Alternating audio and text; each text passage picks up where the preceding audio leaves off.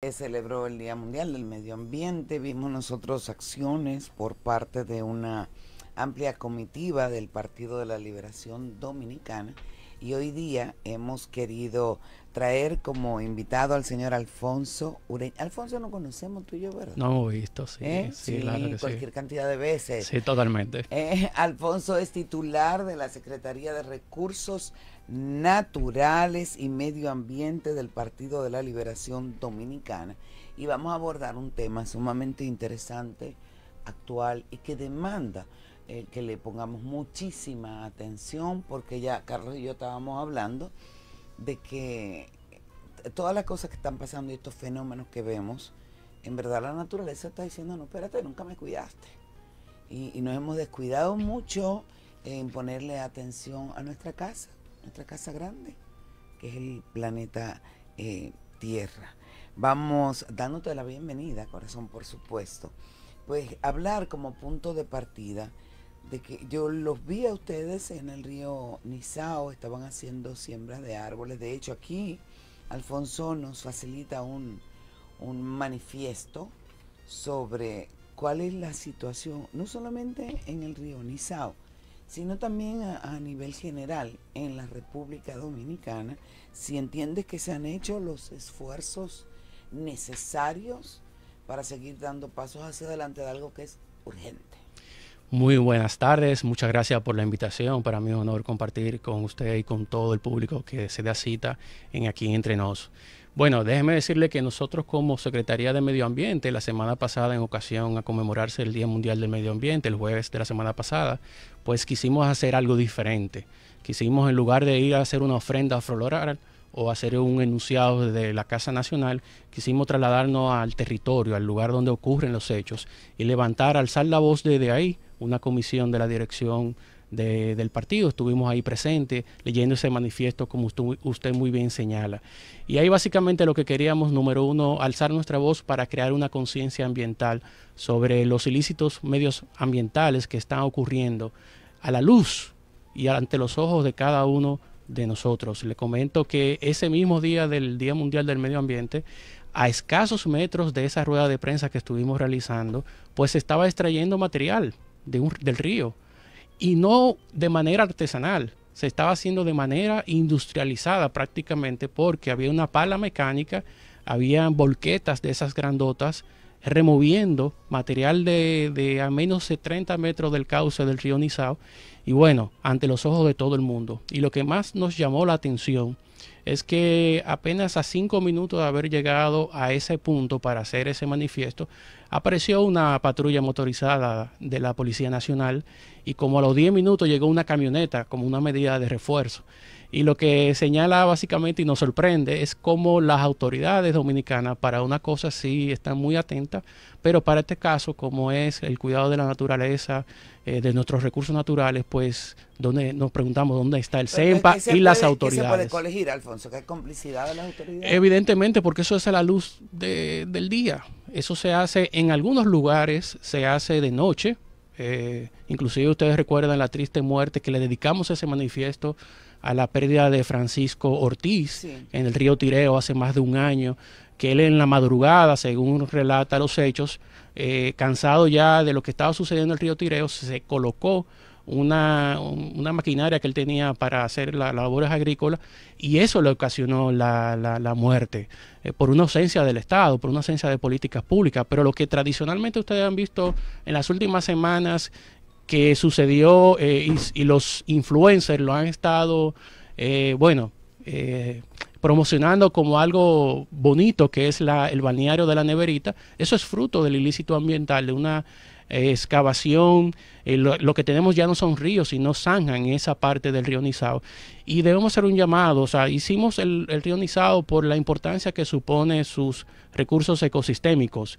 Abastece más del 40% del Gran Santo Domingo Este y el Distrito Nacional, pero también se irriga a través de la Valdesia y de las contraembalses de la Bahía, se irriga más de 14.000 hectáreas de San Cristóbal y Peravia, pero también se produce alrededor de 200 megas de energía limpia. Entonces es un río bastante importante, de los más importante de la República Dominicana, y quisimos hacerlo de ahí por ese valor simbólico. Tenemos que hacer una pausa, pero Carlos tiene una pregunta para ti, para contestarla cuando regrese. Justamente, la pregunta es, ¿cómo el PLD o cuál es la propuesta que tienen ustedes como partido para mitigar estos daños o de qué manera se puede solucionar? Pero nos vas a responder tras la pausa.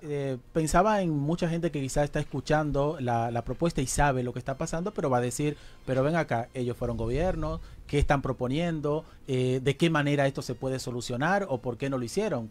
Brevemente me gustaría que me respondas eso. Sí, muy buena la pregunta. De hecho, en ese manifiesto estuvimos presentando imágenes satelitales de esa zona donde estábamos, donde hacíamos una comparativa del año 2019, 2021, 2023, 2024 y cómo esa área cómo estaba ante la salida del gobierno del PLD y cómo se había empezado a degradar de manera reiterada y de manera sostenible en el tiempo, lo que deriva pues una falta de autoridad y seguimiento a ese tema. Pero para nadie es un secreto que estos temas ambientales no solamente se le puede adaptar a un gobierno como un particular, sino que tenemos que pensarlo a nivel macro. Ese es buen punto, porque los recursos naturales... Es buen punto, porque lo que está pasando hoy... Sí.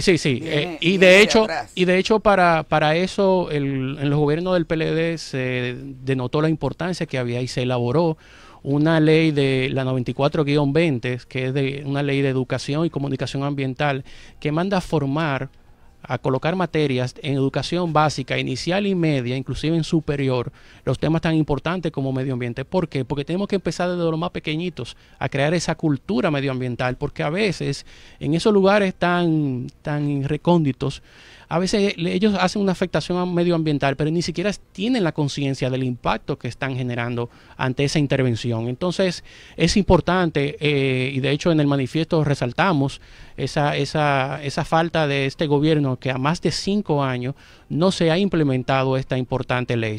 Pero esa no es la única panacea. Tenemos que también abocarnos a crear una conciencia sobre el tema de los roles que deben tener los guardaparques, pero también situarlos a ellos de herramientas y también de una muy buena remuneración, porque son las personas que tienen... Una pregunta, ¿tú piensas que no puede apostar porque ha sido efectivo el mantenimiento de zonas protegidas en nuestro país, como por ejemplo Bahía de las Águilas, que te lo comentaba? Sí, pero Bahía de las Águilas ha tenido otras afectaciones como la sobrepesca. Pero en la Bahía de las Águilas no hay quizá otros servicios ecosistémicos que son lo que por ejemplo, en Bahía de las Águilas la tierra es prácticamente árida y no se puede crear agricultura, pero no así en los lugares donde están los parques nacionales, donde ahí básicamente es un clima apropiado para cualquier tipo de rublo. Entonces, cada área tiene su relevancia en ese sentido, pero en Bahía de las Águilas sí ha habido una sobreexplotación de la pesca, por ejemplo. Entonces, hay que crear una cultura, tenemos que crear una conciencia, tenemos que proveer de herramientas inclusive hasta satelitales que identifiquen en tiempo real cuando se hacen el corte y la tala. ¿Y el pacto de agua no se está cumpliendo? El pacto del agua está cada vez más seco. La presa San Miguel, que también fue una panacea que el presidente anunció al momento de hacer la desviación del río Masacre en Dajabón, eso quedó varado y establecido en un archivo. Pero las leyes que son tan importantes como la ley de agua que fue prometida por el presidente Abinader, la ley de recursos marinos y costeros, que ahora ante esta cónclave que tienen participando del cónclave de los océanos, esa ley fue prometida por este gobierno, pero también la ley tan importante de cambio climático, que es que nos va a regular la importancia sobre estos temas, sobre la concentración de gases de efecto invernadero. Entonces, hay un sinnúmero de elementos, pero también, ¿por qué no? Tenemos que focalizar la importancia de los roles que deben cumplir cada autoridad.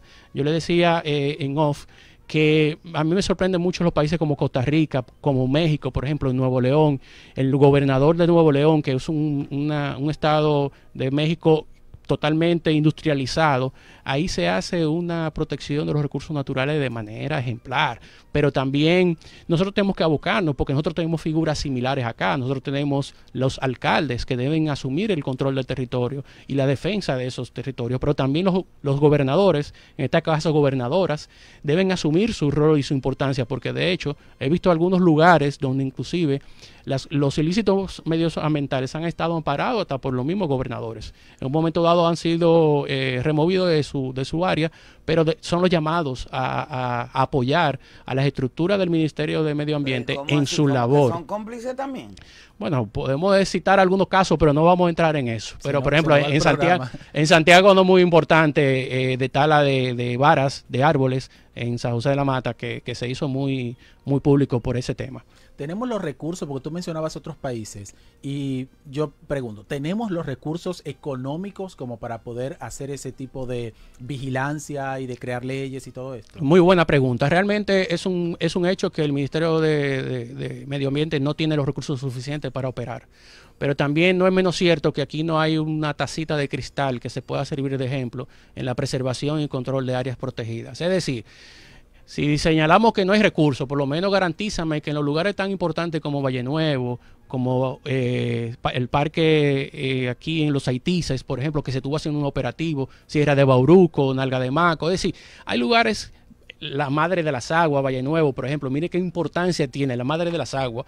En esos lugares todavía se vive haciendo extracción. Inclusive ayer en el Parque Humeadora tuvimos una situación con la se estuvo desalojando personas y falleció un agricultor ahí por un mal manejo y mal utilizaciones de esos temas. Entonces vemos que hay áreas tan importantes y aunque hay recursos limitados, tenemos que entender que también hay una falta de acción por parte de las autoridades dominicanas y falta de conciencia ambiental. Bueno, este tema tiene mucha tela que cortar, o sea que queda abierta la invitación a que regreses a nuestro programa. Ha sido sumamente interesante el coloquio contigo, Alfonso Ureña, y vamos a seguir comentando y sobre todo a través de nuestros medios que sirvan nuestras plataformas para concienciar e insistir en que planeta Tierra, República Dominicana es nuestra casa grande y lo importante es que la cuidemos. Gracias. Así es, gracias a ustedes. Y muy buenas iniciativas. Muchas gracias. Porque creo que ir a hacer esas ruedas de prensa pues envía el mensaje a mayor escala. Poner el cuerpo, no solamente quedarse en un tuit, poner el cuerpo. Claro, claro que sí. Muchas gracias.